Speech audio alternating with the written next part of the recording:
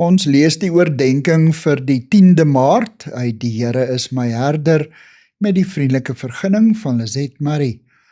Die opskrif vandag is verwerping. Ons teksvers kom uit Lukas 4 vers 18 tot 19. Hy het my gestuur om die wat verbryseld van hart is te genees, om aan gevangenes vrylating te verkondig en aan blindes herstel van gesig, om die wat gebroken is in vryheid weg te stuur.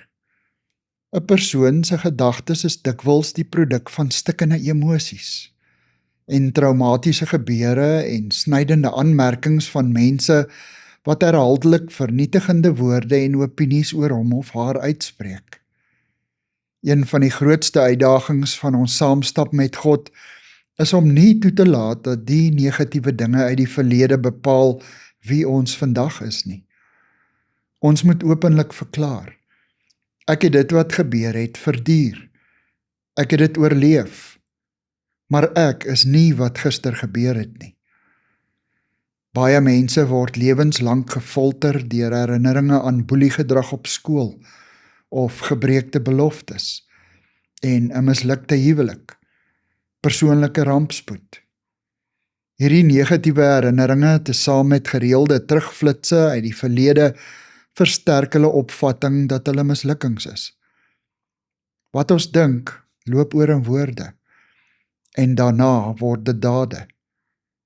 Wanneer ons negatiewe gedagtes oor onsself koester, glo ons dit later en wys dit duidelik in ons optrede. Die Griekse woord vir genees is pioto, wat beteken om te gee, te herstel, 'n persoon terug te bring na volkomenheid. Dis 'n proses van bevryding en heelmaking.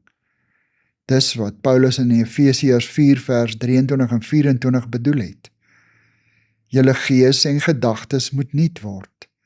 Lewe as nuwe mense wat as die beeld van God geskep is. Die proses van nuut word begin in ons gedagtes. Ons moet onthou dat 'n gedagte 'n saadjie is wat eers in ons lewe sal ontkiem, indien dit nie vernietig word nie. Here Jesus, maak my volkome nuut en vry. Amen. Dankie vir die saamkuier. Ek deel Lizet se kontakbesonderhede in die inligtingsparagraaf van die kanaal. Daar is ook skakels na voorlesings van Lizet se ander publikasies wat hier beskikbaar is.